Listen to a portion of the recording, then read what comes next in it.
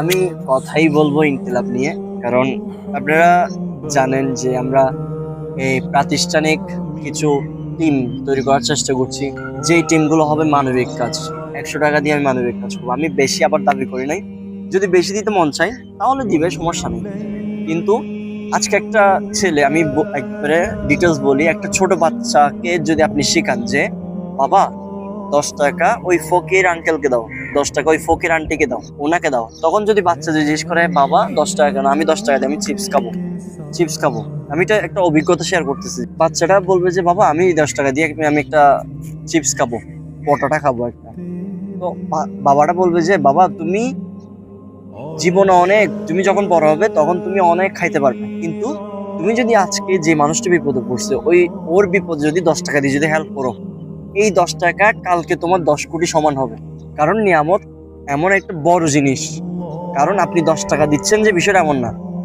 আবার এটার জন্য লৌকিকতা না হয় যে 10 টাকা যে দিচ্ছেন বিষয়টা এমন না। এটা আপনি আল্লাহকে খুশি করার জন্য, আল্লাহকে রাজি করার জন্য। আল্লাহ যখন রাজি হয়ে যাবে ওই 10 টাকা বদলে, বাচ্চা ছেলে, আপনি তো দেখছেন কন্টেন্ট ক্রিয়েটর, আমি দেখছি আমার এমনও মিট আপ হয়েছে, এমন এমন ছেলে দেখছি আমি যারা কোটি কোটি টাকা, ভাই আর হলদ নাই এটা লাই এখনো বৈধ হয়নি, আল্লাহ যদি কবুল করে, উনি যদি রাজি হয়, আমার যদি মকসদ যদি ভালো হয়, আল্লাহ দিবে ইনশাল্লাহ। ঠিক আছে?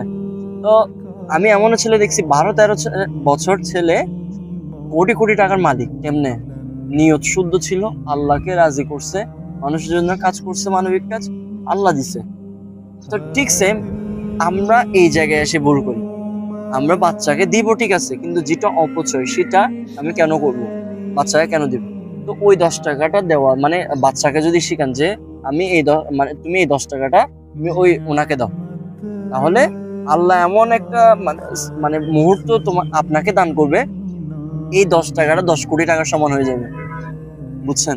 তো এটা জীবন অভিজ্ঞতা থেকে বলতেছি। আর আল্লাহ আমার দেয় নাই যে সেজন্য আমি দিতে পারতাম না। তো আল্লাহ যদি আমার যদি কোটি কোটি টাকার মালিক বানাইতো না, এই অবস্থা, অথবা আমার বাবার থাকা অবস্থায়, আমি দিতাম, আমি হেল্প করতাম। ঠিক আছে?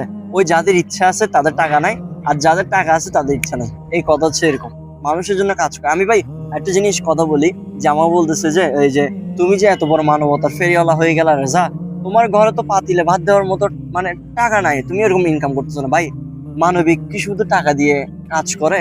মানবিক কাজ কি শুধু টাকা দিয়ে হয়?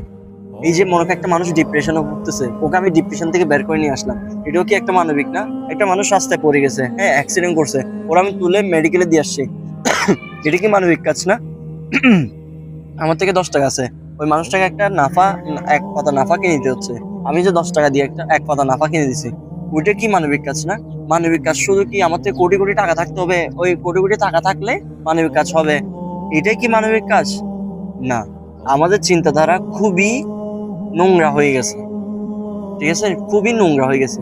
আপনি নিজেকে যদি না বদলান, আজকে আমরা যদি নিজেকে না বদলাই, আমরা কখনো সামনে আগাইতে পারবো না। তো আমরা মানুষের সমালোচনা করতে করতে দেখেন না আমরা পিছনে থাকি গেছি, আর যাদের সমালোচনা করছি তারাই আগাই গেছে। ঠিক আছে? তো সেজন্য বলছি সমালোচনা নাই, সাপোর্ট দেন। তো আমি বলতেছি বাচ্চাটাকে শিখালে আজকে 10 টাকা, কালকে 20 টাকা দেওয়া শুরু করবে।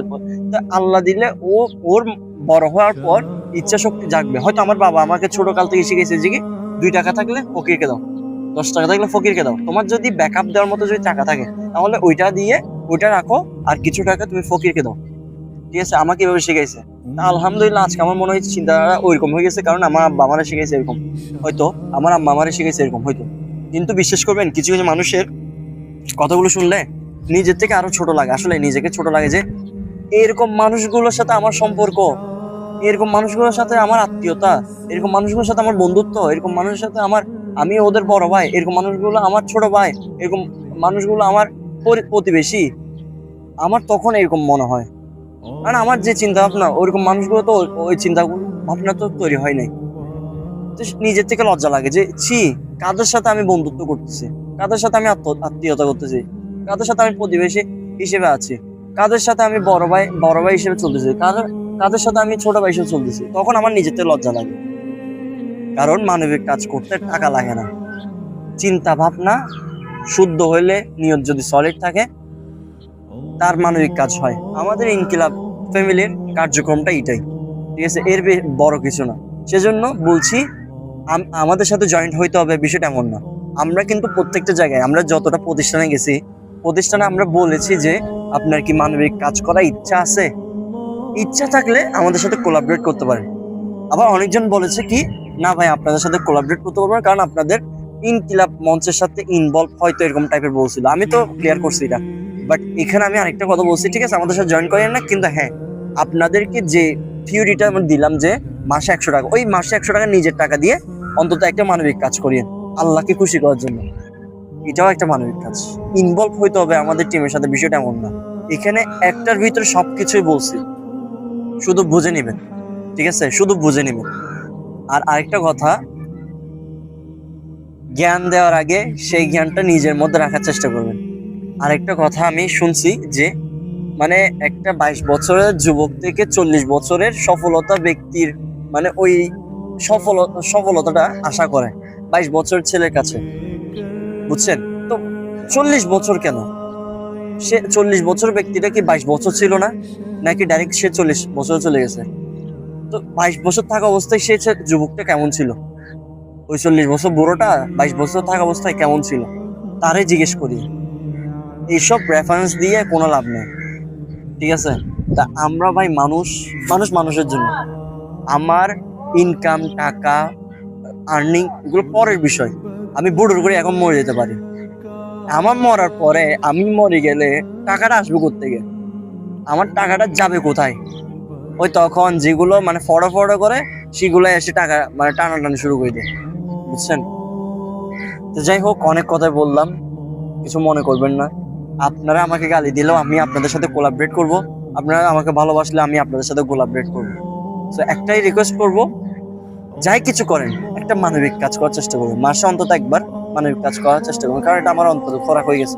আল্লাহ যদি আমাকে কখনো কোটিপতি যদি বানায়, আল্লাহ যদি কখনো কোটিপতি যদি বানায়, আমি কিছু মানুষের দায়িত্ব নিব, আমার পরিবারের দায়িত্ব তো নিব, আমার আত্মীয় স্বজনের দায়িত্ব তো নিব, আমি কত শিশুদের দায়িত্ব নেব, এরকম চিন্তা ভাবনা নিয়েছি, ঠিক আছে? আবার নজর দিয়েন না, আপনাদের খাইচুত খারাপ, ঠিক আছে?